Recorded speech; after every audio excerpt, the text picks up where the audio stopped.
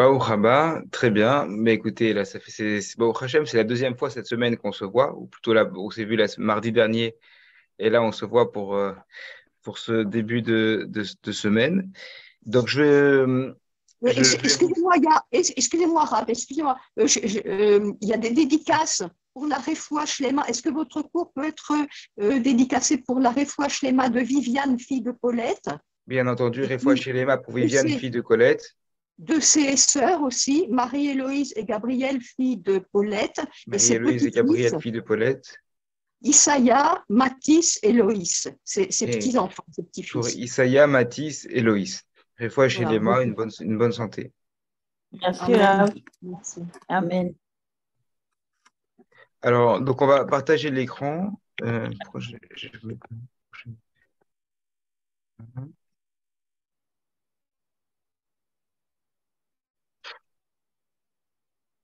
Voilà.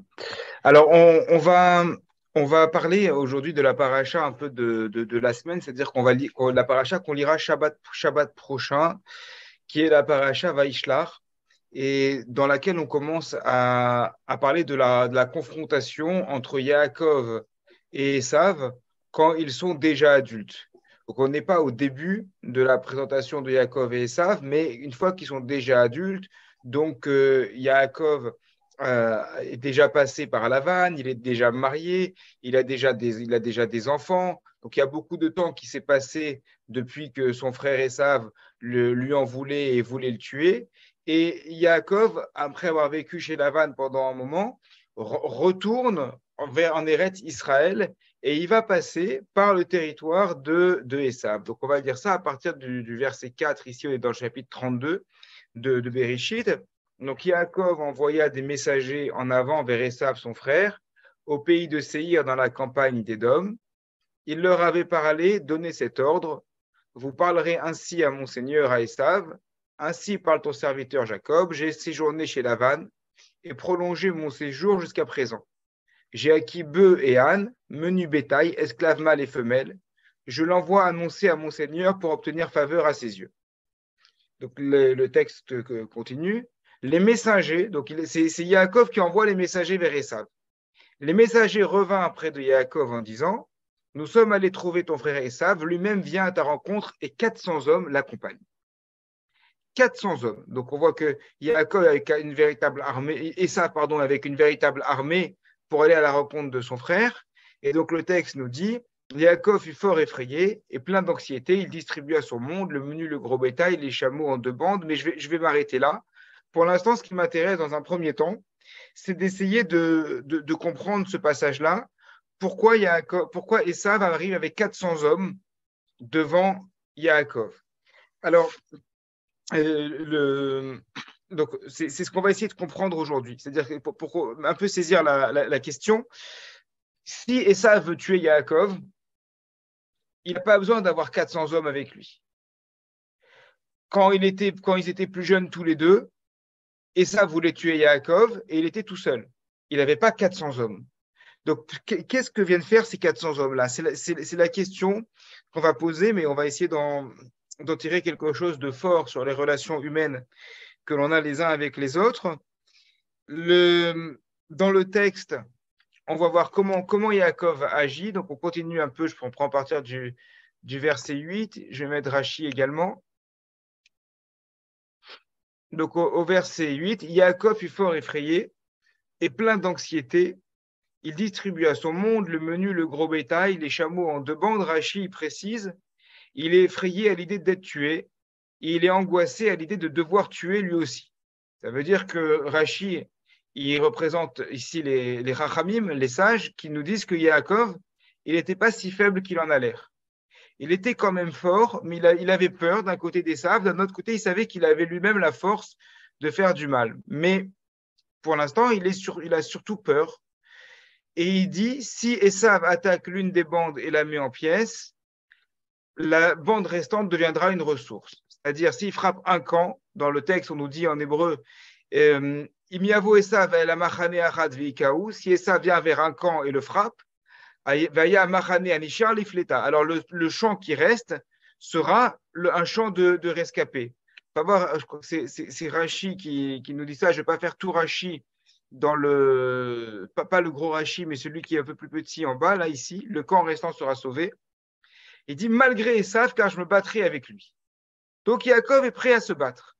Il est prêt à se battre avec Esav et il est en train de se préparer là pour une véritable confrontation avec Esav. Et nous dit le texte, Yaakov s'est préparé de 3 manières à sa rencontre avec Esav.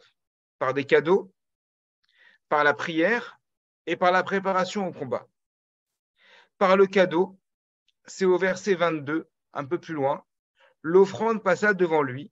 Il va envoyer une offrande, donc des offrandes à Esav. Par la prière, c'est juste au verset suivant, verset 10 qu'on a ici sous les yeux. Le verset 10, puis Yaakov dit, ô divinité de mon père Abraham, donc je vais faire dire en hébreu, Vayomer Yaakov, Eloé Avi Abraham, le Dieu de mon père Abraham, Veloké Avi Yitzhak, Dieu de mon père Yitzhak, Hashem, Omer et là, le Dieu qui m'a dit, Shuv le'artera ol molatera, reviens vers ta terre, reviens vers ton lieu de naissance, Vetiva imar, je te ferai du bien. Et il continue sa prière, je suis au verset 11, Katonti mikol achasidim, je suis plus trop petit par rapport à tous les bienfaits, ou mikol aemet, toute la vérité, Asherasita que tu as fait, Avdera à ton serviteur. Et il continue la prière, je ne vais pas la lire en entière, mais donc il supplie à Hachem de l'aider dans la confrontation à Yaakov. Et, dernière chose, par le combat. Préparation au combat, c'est notre verset. Ve'amachane anishar lifleta, le camp qui reste sera sauvé. Donc on voit que la lecture des Rachamim, la lecture des sages, de la rencontre, de la confrontation entre Yaakov et Esav, elle nous montre un Yaakov qui d'un côté a une certaine force, qui d'un côté donc, est conscient de sa force, mais qui d'un autre côté a peur. Il a peur de se retrouver face à Esav qui arrive avec ses 400 hommes. Alors, sa manière de faire à Yaakov, c'est un premier point sur lequel je voudrais m'arrêter, c'est une manière qui est très, très porteuse d'enseignement, parce que dans notre vie de tous les jours, on a tous des confrontations. Que ce soit au travail, que ce soit dans la famille, que ce soit avec le voisinage, que ce soit en voiture. On est en voiture, des fois on a toujours des petits accrochages, des choses comme ça. On a souvent une confrontation. Et donc, comment on doit agir en tant que confrontation? Lorsqu'on est faible, soi-même, et qu'on a conscience de notre faiblesse, alors il est évident qu'il vaut mieux éviter de rentrer dans une confrontation directe. Et là, je parle aussi bien sur le plan physique que sur le plan moral.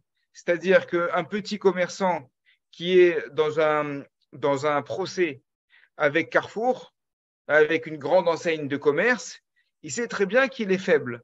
Juridiquement parlant, lui, il va avoir déjà du mal à payer un avocat, alors que la grande enseigne de commerce, Carrefour, eh bien, ils vont avoir une armée d'avocats. Donc, il sait très bien qu'il est faible. Donc, comme il sait qu'il est faible vis-à-vis de Carrefour, il ne va pas commencer à les menacer de faire un procès. Parce qu'il sait très bien que s'il les menace de faire un procès, il va perdre. Même nous-mêmes, quand on est, des fois, on a des conflits, par exemple avec SFR, avec les opérations de téléphonie mobile, quand c'est très, mais déjà arrivé plusieurs fois d'être un peu en désaccord, c'est très difficile parce que si on commence à rentrer sur le plan du procès, eux, ils vont vous sortir une armée d'avocats derrière, ils vont vous sortir plein de règlements avec des alinéas, et à moins d'être un juriste vraiment extrêmement fort et de ne pas être tout seul, on a très peu de chances en entrant dans la confrontation directe, on a très peu de chances de gagner.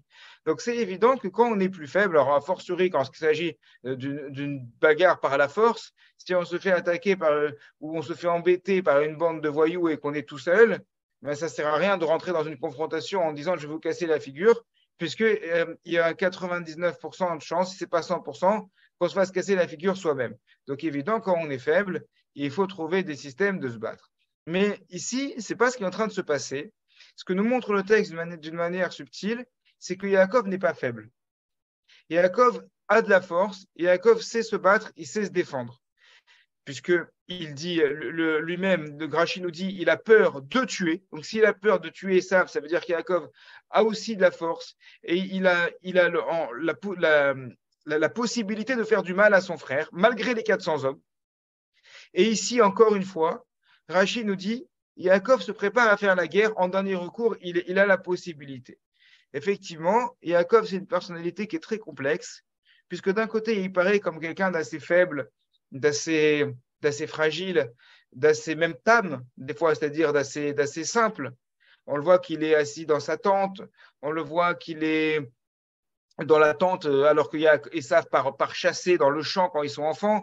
Lui, Yaakov, il est dans sa tente. Lorsque sa mère va le voir, elle lui explique comment faire pour récupérer la bénédiction de son père. Donc on voit qu'il a besoin de sa maman pour prendre le dessus par rapport à Esav. Lorsqu'il arrive chez Lavan, eh bien, il se fait un peu arnaquer. Pendant 7 années, il va servir pour une première fois pour Rachel et finalement on lui donne Léa. Et il est contraint de servir 7 années supplémentaires pour Rachel, donc il paraît faible. D'un côté, il paraît très faible. D'un autre côté, Yaakov, il paraît pas si faible que ça. Parce que d'abord, la première fois où il est en confrontation avec Esav, c'est quand il va échanger le droit d'aînesse d'Esav contre un plat de lentilles. Donc là, ce n'est pas quelqu'un de faible qui fait ça. C'est quelqu'un qui a la tête sur les épaules, qui sait très bien où il va, qui sait très bien être ferme quand il faut. Il a vu une opportunité, il prend cette opportunité, donc il dit à Esav, toi, tu veux manger, très bien, j'ai un plat de lentilles pour toi, moi, je veux le droit d'aînesse. Ensuite, lorsqu'il arrive devant Lavan, il dit, plutôt devant Rachel, d'abord, il rencontre Rachel, c'est la paracha de la semaine dernière de Vayetse. Il dit à Rachel, tu sais, je suis le frère de ton père. Ce n'est pas le frère de son père en vérité, c'est le neveu de son père. Pourquoi il dit je suis le frère de ton père? Rachid, il dit, je suis le neveu de ton père en ruse. C'est-à-dire, Lavan, ton père, il va vouloir m'arnaquer, mais n'aie pas peur, moi je suis plus malin que lui. Donc on voit que Yaakov lui-même, il se présente comme étant malin.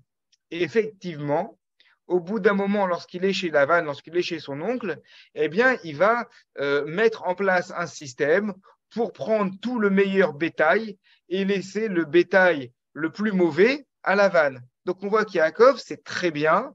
Il sait très bien prendre le dessus. Il n'est pas si tam qu'il en a l'air. Il n'est pas si simple qu'il en a l'air. Il sait très bien prendre le dessus chez Lavan.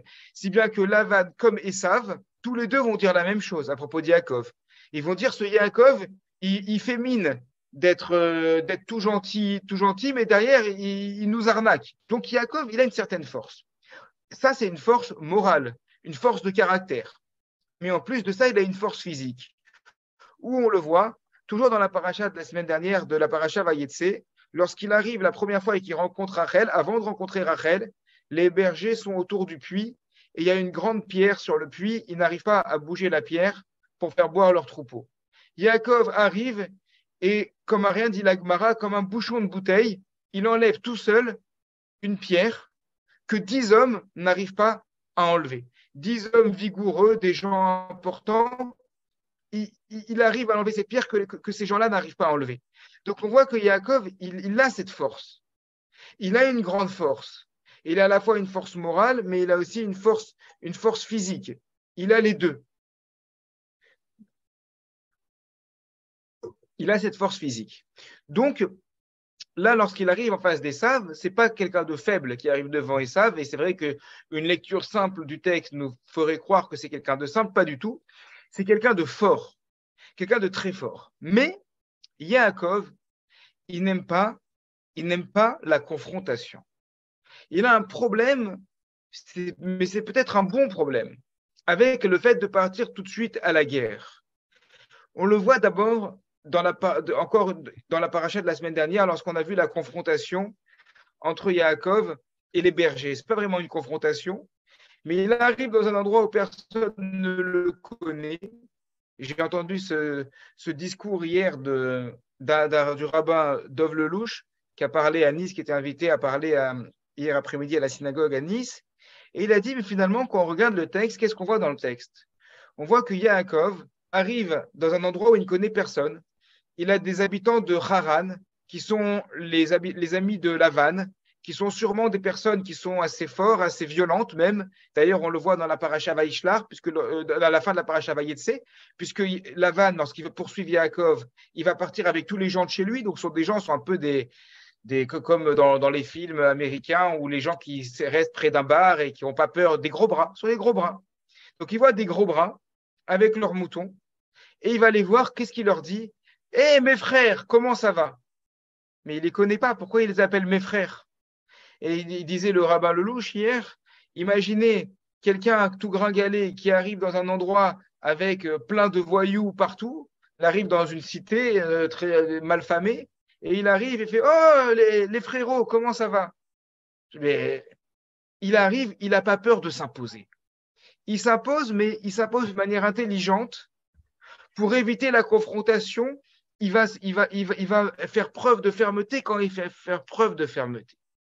Alors, dans ce cas-là, ce premier point qu'on va traiter aujourd'hui, pourquoi Yaakov, il ne va pas directement à la guerre avec Esav?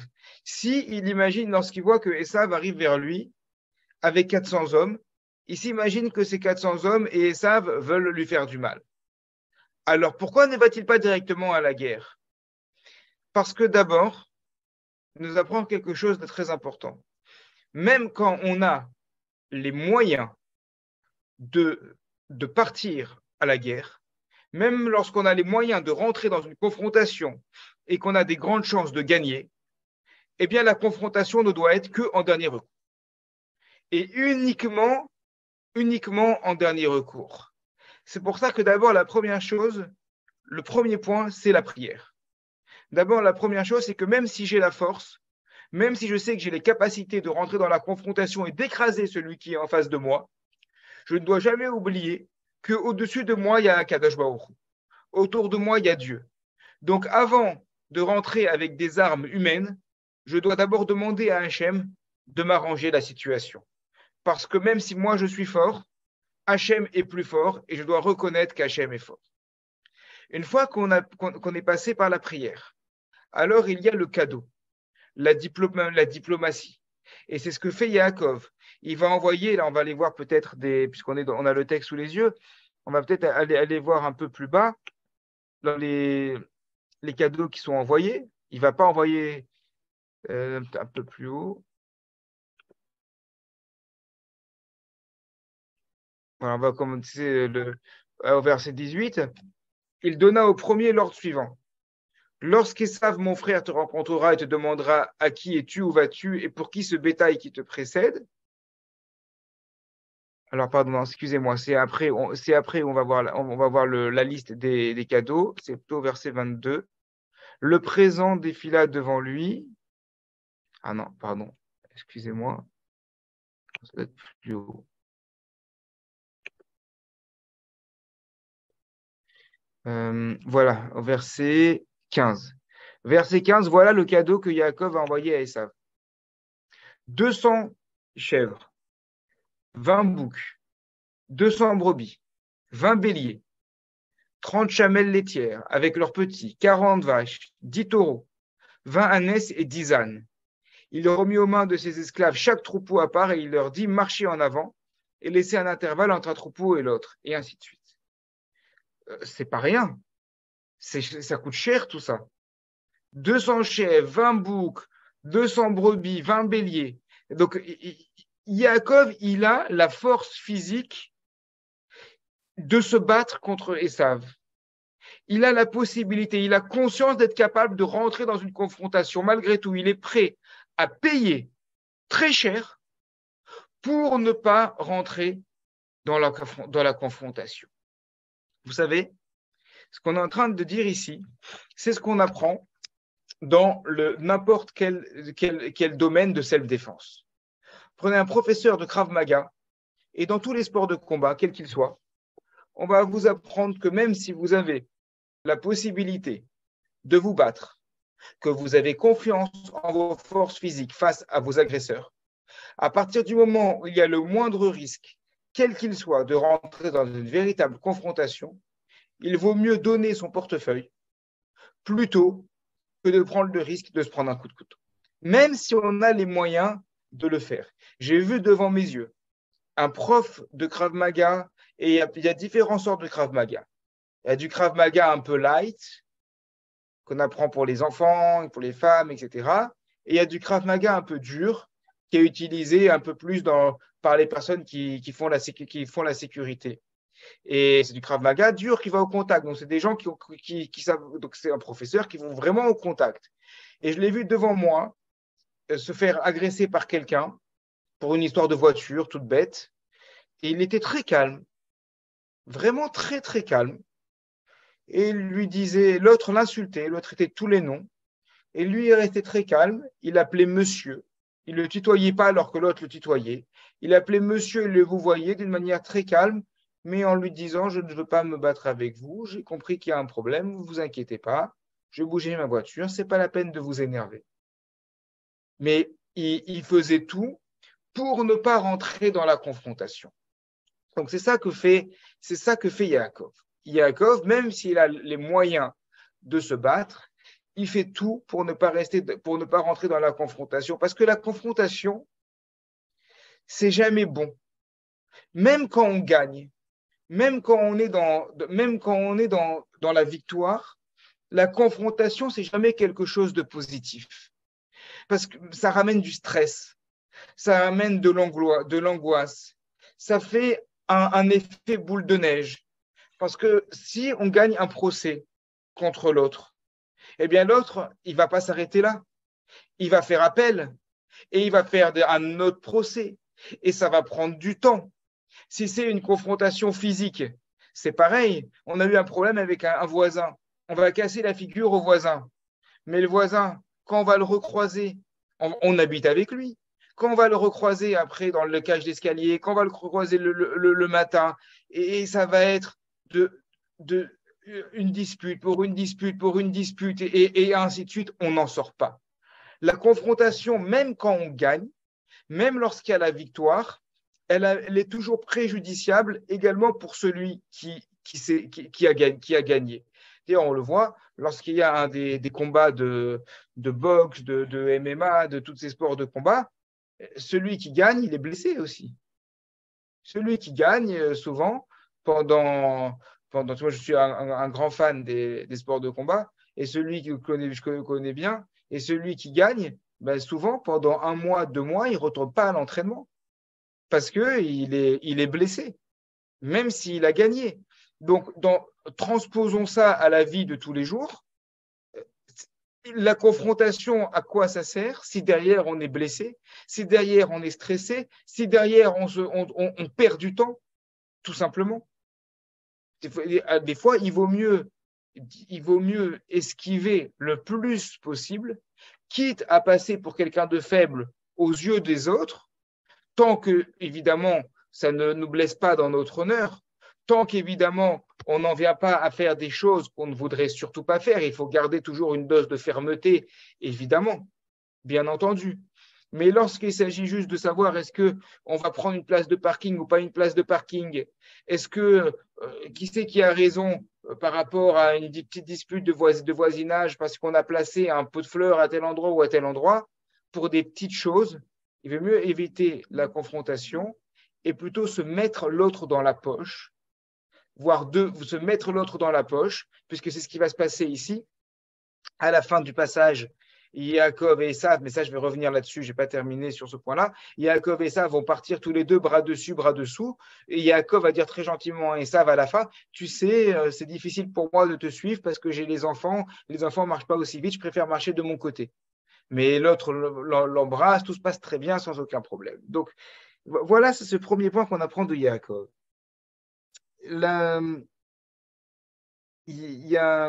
Lorsqu'on avance un peu, je suis au chapitre 32. Il va y avoir le verset 31. Un peu avant la véritable confrontation entre Yaakov et Esav, à partir du verset 25, voilà, 25, on nous dit, Yaakov étant resté seul, un homme lutta avec lui jusqu'au lever de l'aube. Voyant qu'il ne pouvait le vaincre, il lui pressa la cuisse. Et la cuisse de Yaakov se luxa, tandis qu'il luttait avec lui. Il dit, laisse-moi partir, car l'aube est venue. Il répondit, je ne te laisserai point, que tu m'aies béni. Il lui dit alors, quel est ton nom? Il répondit Yaakov, et il reprit, Yaakov ne sera plus désormais ton nom, mais bien Israël. Car tu as ajouté contre les puissances célestes, c'est-à-dire contre Dieu, c'est écrit en hébreu, Im Elohim Vimanashim, contre Dieu et contre les hommes, Vatural. Et finalement, tu as gagné. Alors, Yaakov fait ce combat contre l'ange avant de voir arriver Esav. Donc, il a une appréhension de voir arriver Esav. Il se bat contre une sorte d'ange, on ne sait pas vraiment ce que c'est. Et ensuite, seulement au chapitre suivant, on est au chapitre 33, il va rencontrer Esav. La rencontre avec l'ange, question qui se pose, c'est pourquoi ça arrive au milieu. D'abord, on raconte qu'il se prépare à rencontrer Esav. Ensuite, il rencontre l'ange. Et ensuite, au chapitre 33, juste après, il va rencontrer Esav. En plein milieu, il y a cette rencontre avec l'ange. Donc, on va essayer de comprendre. D'abord, petite réflexion. Je reprends le verset 7 qu'on a mentionné tout à l'heure. Donc, la première fois, les messagers revinrent près de Yaakov en disant « Nous sommes allés trouver ton frère Esav, lui-même revient à ta rencontre et 400 hommes l'accompagnent. » 400 hommes. Qu'est-ce que Esav fait avec 400 hommes? Pourquoi Esav veut l'attaquer? Alors, ce qu'on a toujours appris, c'est que s'il vient avec 400 hommes, c'est pour tuer Yaakov. Bon, on imagine bien que Yaakov est fort, et c'est vrai qu'il avait la force de lever une pierre tout seul, que 10 hommes n'avaient pas la force de lever, mais 400 hommes, est-ce que c'est quand même assez nécessaire? Est-ce que c'est... Mais bien, même Bruce Lee, mais 400 hommes, il ne pourrait pas faire grand-chose contre 400 hommes. Donc, ça ne comprend pas vraiment. Et puis, en plus, Esav, même si Yaakov est fort, Esav, il a toujours été sûr de lui. Donc, même si Yaakov est fort, Esav n'a pas besoin de personne pour se battre. Il serait allé se battre tout seul. Et puis, avec qui il est, Yaakov? Il est avec sa famille, il est avec le bétail, c'est un berger, un père de famille. Quelle idée d'aller avec une armée pour attaquer un père de famille tout seul, pour attaquer un fermier? Donc, je vais lire le commentaire du Rashbam. Le Rashbam, c'est le petit-fils de Rashi. C'est Rabbi Shlomo ben Meir, petit-fils de Rashi, donc le fils de sa fille, le fils de l'une de ses filles. Et contrairement à Rashi, il ne ramène pas des textes du Midrash, des Rachamim. Il donne des explications du texte simplement réfléchies, selon le pshat, selon le sens littéral. Et donc voilà je vous lis ce qu'il dit. Nous sommes venus vers ton frère, vers Esav, et tu as trouvé grâce à ses yeux. Ça, ce sont les messagers qui parlent à Yaakov. Ils lui disent, tu as trouvé grâce à ses yeux, ainsi que tu l'as dit, et aussi, voici qu'il se réjouit de ta venue. Ça veut dire que Esav se réjouit de ta venue. Et par amour à ton égard, il marche à ta rencontre avec 400 hommes l'accompagnant afin de te faire honneur. Et voilà ce que dit le Rashbam. Telle est l'explication principale. Et voici aussi, il sort à ta rencontre afin de te voir et il s'en réjouit. Donc le Rashbam, il donne une explication qui est exceptionnelle. Il dit, si Esav vient avec 400 hommes, c'est parce qu'il a réussi à monter une armée. Il veut montrer à son frère qu'il a réussi à devenir à quelqu'un d'important et il veut lui donner du kavod. Il veut lui faire honneur. C'est exceptionnel. Esav, donc on est des années plus tard. Des années plus tard, après qu'il ait voulu tuer Yaakov, il veut lui faire honneur. Alors évidemment, il y a une question qui se pose tout de suite. C'est ce qu'on nous dit au verset 8, juste après, qu'on a vu tout à l'heure. Yaakov fut fort effrayé et plein d'anxiété. Si Esav vient le voir avec 400 hommes pour l'honorer, s'il est totalement cordial, pourquoi il a peur? Alors le Rashbam y répond, c'est parce que même malgré ce que lui ont dit les messagers, Yaakov, il ne croit pas, il n'arrive pas à y croire. Au fond de lui, il croit toujours que Esav veut le tuer. Alors que d'après cette explication, bien entendu, il y a d'autres explications, mais d'après cette explication, c'est pas vrai. Il ne veut pas le tuer. Alors, d'après ça, c'est un deuxième point qu'on voit, on passera à un troisième. On peut expliquer que le combat contre l'ange, c'est en fait un combat contre Yaakov et lui-même. Pourquoi? Yaakov, ici, d'après l'explication du Rashbam, il a beaucoup plus de problèmes que Esav. Esav, d'après cette explication, il a complètement tourné la page. Il est devenu quelqu'un d'important, et quelqu'un d'important, il laisse tomber les rancunes de jeunesse. Quelqu'un qui était une victime à l'école, qui a toujours été une victime à l'école primaire, au collège, au lycée. Et puis après, il devient un grand PDG, quelqu'un qui a une famille, qui est heureux dans sa vie. Quand il va croiser les anciennes personnes qui l'embêtaient, il n'en a rien à faire. Parce qu'il sait très bien qu'il a avancé dans sa vie. C'est devenu quelqu'un d'important. Eh bien, ici, d'après ce que nous dit le Rashbam, c'est ce qui se passe en fait avec Esav. Esav, c'est devenu quelqu'un d'important. Et donc, toute la rancune d'avant, il n'en a rien à faire. D'ailleurs, de manière générale, quand on est épanoui dans la vie, toutes les petites rancunes d'avant, tous les petits problèmes qu'on avait avec certaines personnes, on s'en fiche. Et même quand on croise quelqu'un qu'on n'aimait pas, eh bien, on n'a plus rien contre lui parce qu'on est bien avec nous-mêmes. Et souvent, je dis souvent dans mes cours, mais c'est évident, souvent quand on a un problème avec des personnes, c'est qu'en fait, on a un problème avec soi-même, avant tout. Et donc, en fait, Yaakov, lui, par contre, c'est pas pareil. Yaakov, il a galéré. Il était chez Lavan, il a eu un mal fou chez Lavan. Il a construit sa famille, mais à quel prix? Il n'est pas encore installé. Et lui, il est resté enfermé dans le passé. Il n'arrive pas à se détacher de son passé. Il a toujours l'image d'Esav qui veut le tuer. Et donc, en fait, l'ennemi de Yaakov, ce n'est pas Esav. L'ennemi de Yaakov, c'est le fantasme qu'il se fait de Esav. Il s'imagine que Esav n'a pas changé. Il est resté sur une image complètement figée de Esav. C'est comme si, lorsqu'on était à la maternelle, on avait quelqu'un qui nous embêtait tout le temps à la maternelle. On ne l'a pas vu, on arrive, on a 40 ans, 50 ans, on le recroise, on dit, oh là là, il va vouloir m'embêter. C'était il y a 40 ans. Il y a des choses qui sont passées depuis. Il a changé, mais on se fait une image de l'autre. Il imagine que Esav le déteste toujours, alors que c'est que non. Et donc, le combat que Yaakov doit mener, c'est contre qui? C'est la vraie confrontation, en fait, qui est latente. Ce n'est pas la confrontation de Yaakov contre Esav. La vraie confrontation qui est latente, c'est la confrontation de Yaakov contre lui-même. Parce qu'il est resté enfermé dans son passé. Et le fait de rester enfermé dans son passé, c'est le problème qu'on a tous plus ou moins à différents niveaux, pas toujours, pas surtout, pas dans tous les domaines de la vie.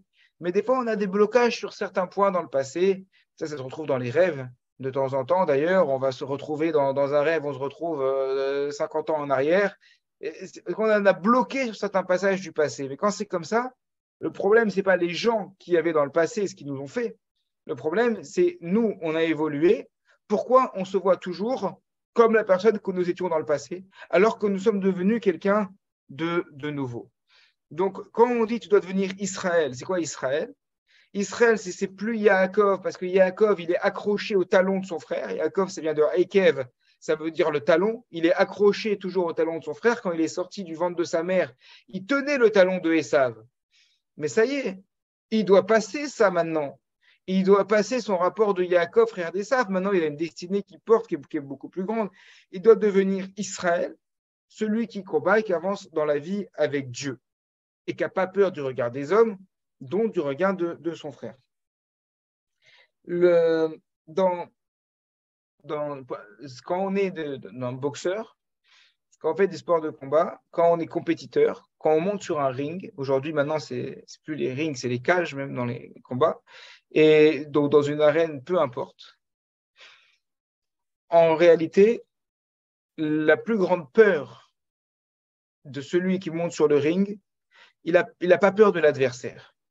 Mais quand il est dans le vestiaire, quel qu'il soit, aussi champion qu'il soit, quelle que soit l'image qu'il donne, même Mike Tyson, quand il est dans le vestiaire, n'importe qui est mort de peur. Pendant un petit instant, il est mort de peur avant de monter sur le ring. Au moment où il monte sur le ring, ça y est, la peur du champion, elle part, elle n'est plus là. Mais il y a toujours un petit moment où, avant l'instant fatidique, il est mort de peur. Il se sent mal. Pourquoi? Pourtant, il a conscience, il a de ses compétences, il sait qui il est, il sait que c'est un champion. Mais partir au combat et se lever, c'est avant tout vaincre sa propre peur. Il y a toujours un petit moment où il y a un manque de confiance personnelle. Et donc, c'est pour ça que le combat le plus dur que mène le boxeur, ce n'est pas le combat contre l'autre, parce que l'autre, il est autant entraîné, on va le mettre contre un adversaire qui est autant entraîné que lui. Donc, finalement, il n'y a pas de grand risque. Non, le principal combat, c'est contre lui-même. Et c'est pour ça que Yaakov, lorsqu'on arrive maintenant au début du chapitre 33, eh bien, il va arriver serein devant Esav. Yaakov, voilà, levant les yeux, aperçut Esav qui venait accompagner des 4 enfants, etc. Et il place les servantes, il arrive devant son frère et il arrive au fur et à mesure à faire sa propre route. Et à la fin, alors, où est-ce qu'on va le voir? Peut-être prendre le texte en... Comment on fait pour descendre ici le texte? Descendre le texte. Je vais descendre tout à la fin pour le lire. Voilà. Esav dit que mon Seigneur veuille passer devant son serviteur. Moi, je cheminerai ma commodité selon le pas de la suite qui m'accompagne et selon le pas des enfants. Donc, c'est Yaakov qui parle jusqu'à ce que je rejoigne. Pardon, c'était peut-être prendre un peu plus haut.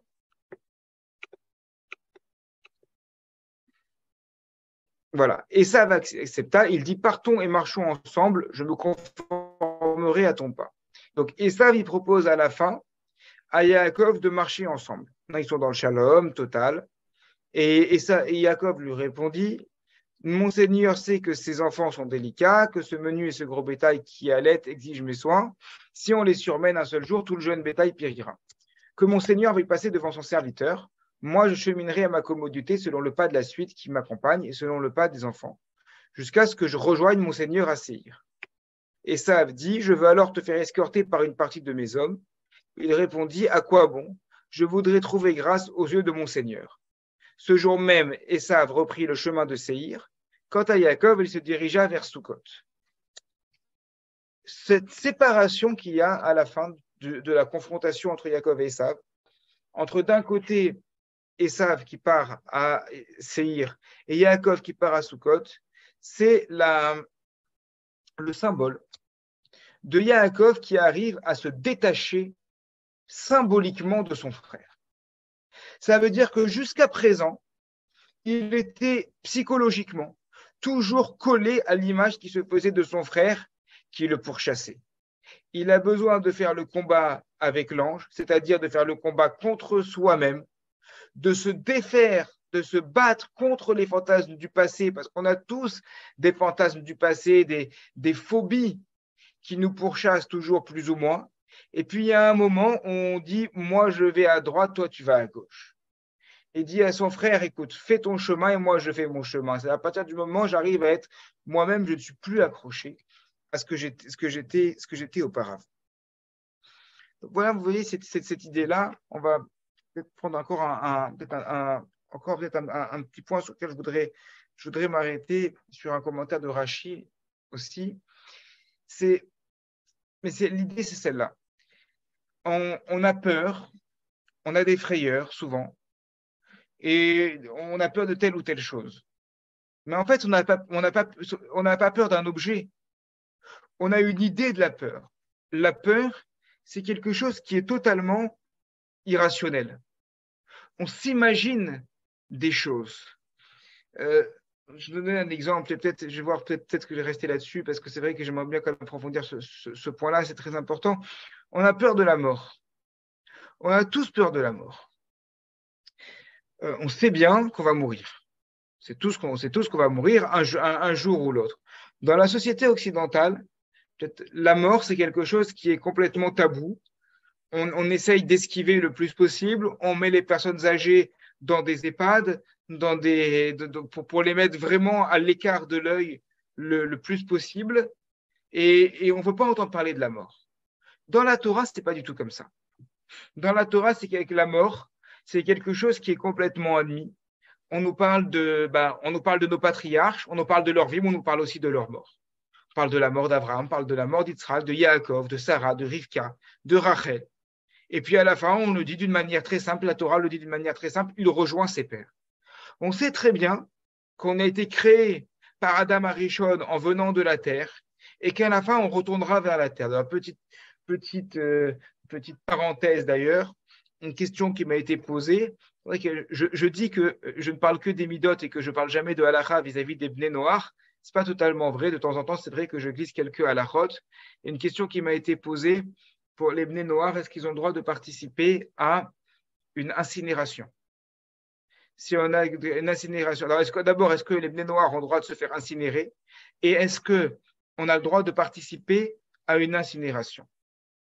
J'ai posé la question.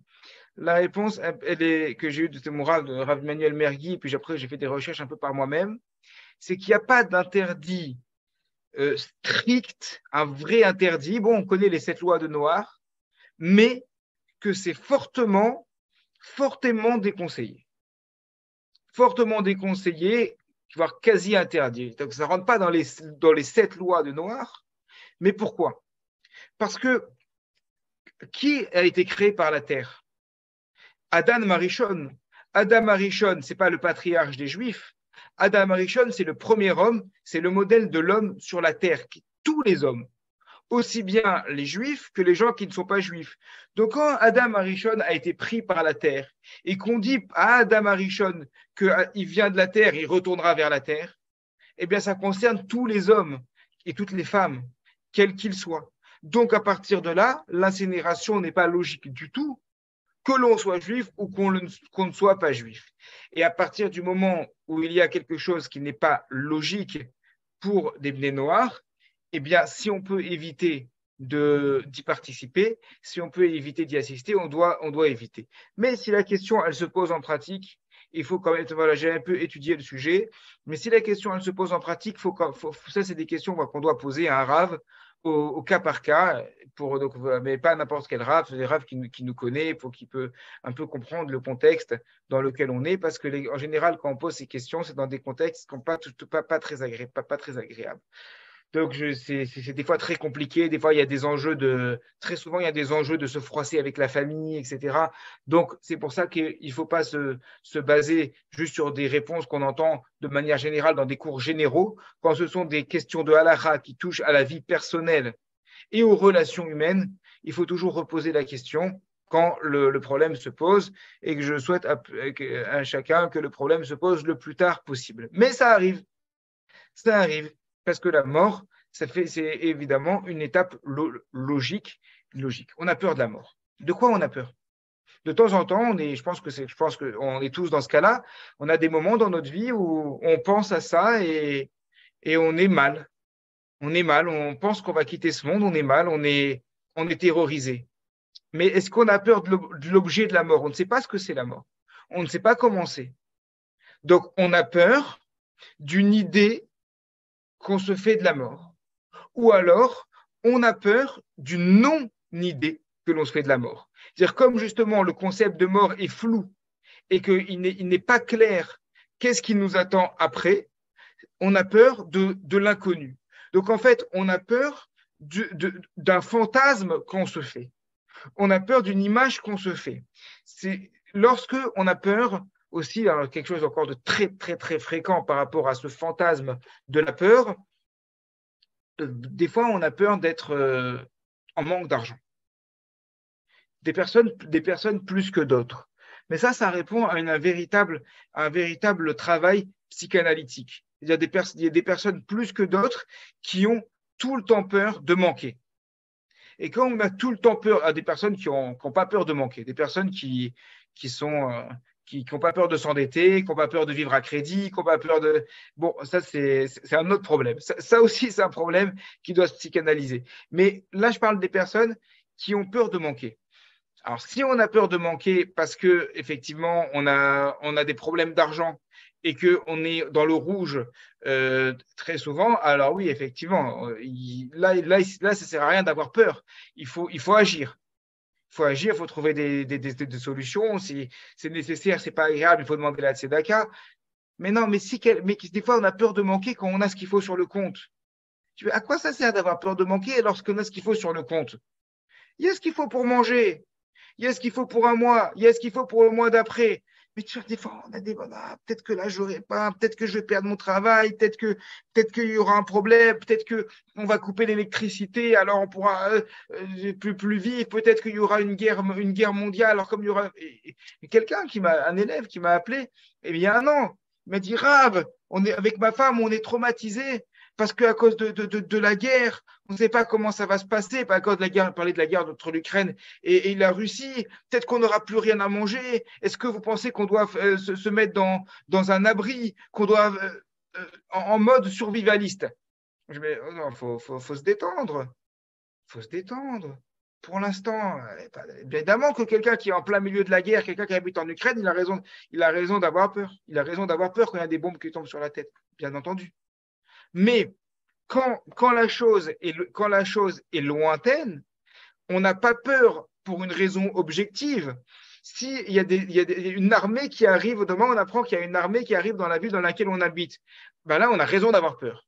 C'est une raison concrète. C'est quelque chose qui arrive concrètement. Donc la peur, c'est un sentiment qui est totalement légitime. Mais j'ai peur que peut-être plus tard. Non. Là, c'est un fantasme qu'on se fait. On se fait une idée. On est en train de se créer quelque chose. Il y a un passage du Talmud. Passage du Talmud dans lequel on voit que je crois que c'est Hillel, je sais pas de Hillel ou Rabban Gamiel, je ne me rappelle pas l'un des deux, c'est un Gemara Brachot, qui entend un cri, qui arrive vers le quartier dans lequel il habite, et il entend un cri, un grand cri. Et il dit, ah, je suis sûr que ce cri ne vient pas de chez moi. Pourquoi? Pourquoi il dit ça? Je suis sûr que ce cri ne vient pas de chez moi. Ce qui veut dire par là, c'est que lui, il a éduqué, il a appris à sa famille, sa femme, à ses enfants. Il leur a appris que dans la vie, quand il y a un problème, il y a deux solutions. Il ne peut arriver que deux choses. Soit on pleure, soit on agit, soit on est dans l'action. Soit on pleure parce que le malheur est déjà survenu, et donc lorsque le malheur est survenu, ben ça y est, c'est arrivé, on n'a que nos yeux pour pleurer. Soit on agit parce que le malheur n'est pas encore survenu, donc si le malheur n'est pas encore survenu, il est trop tôt pour pleurer, et crier ne sert strictement à rien. À moins qu'il y ait un cambrioleur qui arrive et que crier va permettre d'alerter les voisins, là oui, là ça peut servir.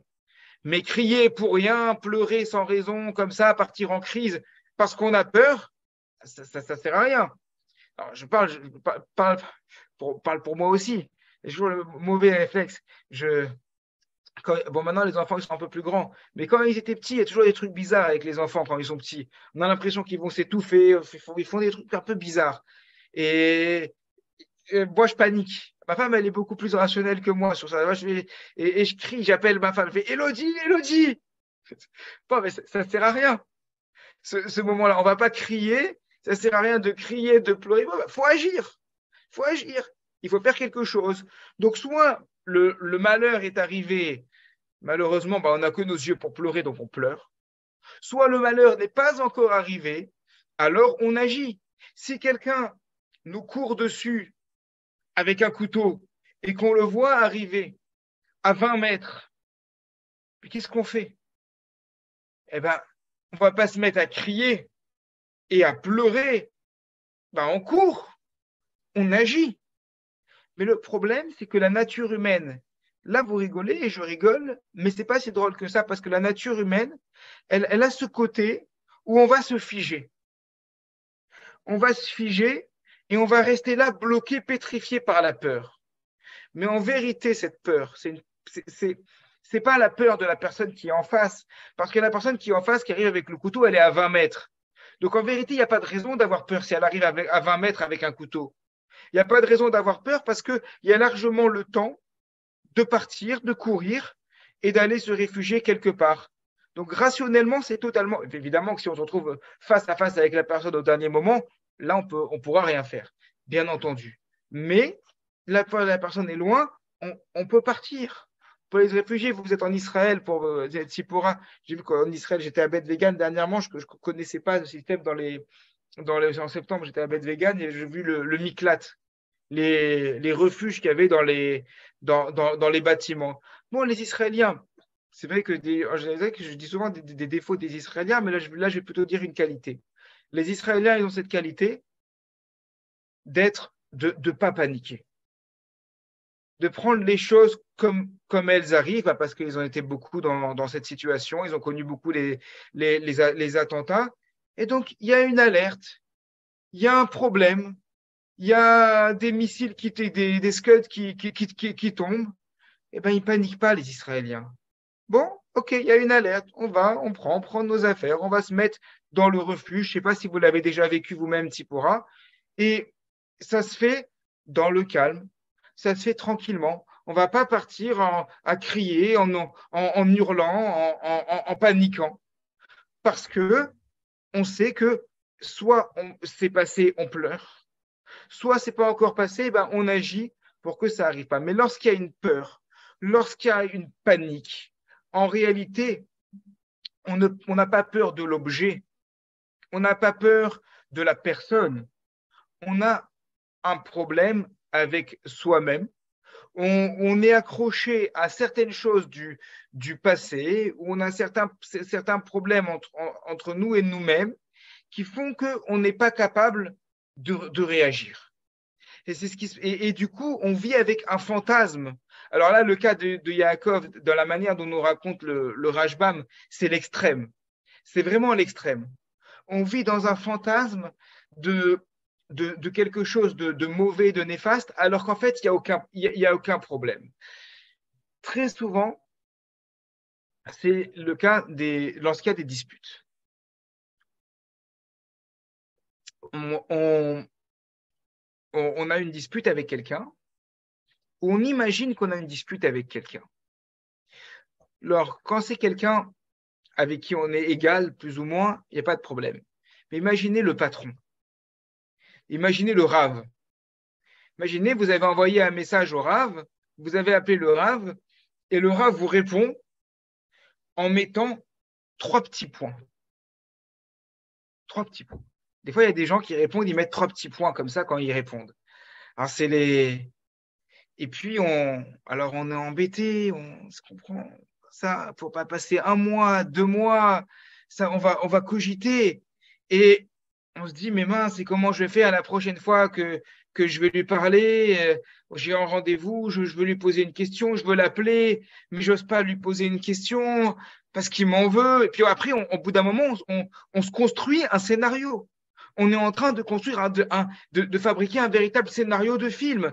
Et on se dit, mais que je dois lui… Et c'est dommage parce que des fois, on a des questions importantes à poser au Rav. Alors, une question importante à poser au Rav, on se dit, mais le Rav, il m'en veut. Tout ça parce qu'on s'est fait un film, parce qu'il a mis 3 petits points, parce qu'il a l'habitude, c'est comme ça, c'est son habitude, il met 3 petits points. Donc, on se fait un fantasme de choses. Dans le cas de Yaakov avec Esav, il avait une base qui était réelle. La base qui était réelle, c'est que Esav voulait vraiment le tuer. C'est vrai. Oui, mais il voulait le tuer il y a combien d'années? C'était, alors j'ai pas le compte, je suis pas très fort dans les comptes du Chumash, mais il y avait au moins 14 ans où il était chez Lavan. Donc c'était peut-être il y a 14 ans, et je crois qu'il y a encore 7 ans, si je dis pas de bêtises. Donc c'était peut-être 21 ans. C'était il y a 21 ans, il voulait le tuer. Mais on change en 20 ans. On change. Plein de choses peuvent changer. Donc Yaakov, lui, il est resté accroché sur une idée qu'il avait qui était vraie, mais les choses peuvent changer. Et vous savez, ça m'est arrivé. Ça m'est arrivé au moins une fois. Quand la première communauté dans laquelle j'étais rabbin, c'était il y a 16-17 ans, c'était à Comble-la-Ville, c'était mal terminé. Et il y avait eu un des administrateurs avec qui on s'était eu au téléphone, c'était très mal passé. Il m'avait fait même des menaces et tout, mais c'était très, très, très mal passé. Et donc, c'est évidemment quelqu'un que je ne pouvais plus voir. Après, plus aucune nouvelle. Près de 15 ans après, peut-être 12, 13 ans après, je reçois des appels de cette personne-là. Sur le moment, je ne réponds pas. Je me dis, mais qu'est-ce qu'il me veut? Qu'est-ce qu'il me veut, celui-là? Et puis, bon, je rappelle, parce que bon, je ne suis pas du genre à me défiler non plus. Donc, je rappelle, mais avec une appréhension. Une appréhension, oh là là, ça va être un coup de fil. Dans quel problème il va m'amener? Qu'est-ce qu'il veut de moi 13 ans après? Qu'est-ce qu'il veut de moi? Et, et puis, il me dit, il m'appelle pour me poser une question, je ne me rappelle pas. Quelle question il voulait me poser par rapport à, pour avoir des renseignements sur une personne que je connaissais. Il voulait des renseignements. Ah oui, il avait changé de communauté, il voulait prendre un rabbin et il voulait me poser une question. Qu'est-ce que je connaissais ce rabbin? C'était quelqu'un de sérieux. Et donc, il venait très gentiment, en fait. Et puis, il me dit, ah, vous savez, je suis tout ce que vous faites. Je vous lis sur Actualité juive. C'est vraiment super. Je suis vraiment content pour vous. C'est magnifique. Et puis, vous êtes passé par notre communauté. Donc, moi, quand j'ai vu son nom, quand j'ai vu son nom, ce message avec son nom, dans ma tête, j'étais complètement comme Yaakov. J'étais figé sur le passé. Dans ma tête, c'était complètement celui du passé qui allait me faire des histoires. Il ne pouvait m'appeler que pour me faire des histoires. Et lui, dans sa tête, il était passé complètement à autre chose. Et en réalité, il n'avait rien contre moi. Rien du tout. C'est ça. C'est-à-dire, on se fait des films par rapport à notre passé. On est accroché à des choses, on se fait des idées et beaucoup de choses qui nous bloquent dans notre vie. Beaucoup des confrontations que l'on a avec les autres ou avec des... En vérité, sont des confrontations qu'on doit avoir avant tout avec nous-mêmes. Parce que les principaux problèmes qu'on a sont des problèmes qu'on a avec nous-mêmes, de notre passé, qu'on n'a pas réussi à gérer. Et comme on n'a pas réussi à gérer, ben, ils nous poursuivent et ils reviennent d'une manière ou d'une autre. Ça touche plein de problèmes, ça touche les relations humaines, ça touche la mort, ça touche les relations dans le travail, ça touche énormément de choses, mais souvent pour avancer d'une manière apaisée dans la vie, eh bien, il faut d'abord être apaisé avec soi-même, mais ça, c'est un long travail. C'est un long travail qui est pas facile. Personnellement, je n'ai jamais fait de psychanalyse. Je ne suis jamais fait là-dedans. La seule psychanalyse que j'ai fait, c'est de la, comme il dit mon rave, le rave Emmanuel Mergui, c'est de la thérapie. Et la thérapie, c'est la seule analyse que j'ai fait. Mais effectivement, ce travail des midotes, on parle un peu ça, c'est au sens large, c'est un vrai travail également sur nous-mêmes qu'on doit faire, mais qui est très, très, très, très difficile de revenir. Mais pourquoi j'ai cette peur? Pourquoi j'ai cette crainte? Est-ce que j'ai une vraie raison? Des fois, on peut avoir une vraie raison de l'avoir, effectivement. Si on habite dans un quartier où il y a une grande insécurité et qu'on n'a pas de verrou à la porte, alors là, je pense qu'on a raison d'avoir peur. Des fois, on a raison, c'est légitime. Mais très souvent, on n'a pas raison. Très souvent, le problème, il vient de nous-mêmes et on doit réfléchir, on doit travailler là-dessus. Voilà pour les quelques réflexions de ce soir sur la fin de cette rencontre entre Yaakov et Esav.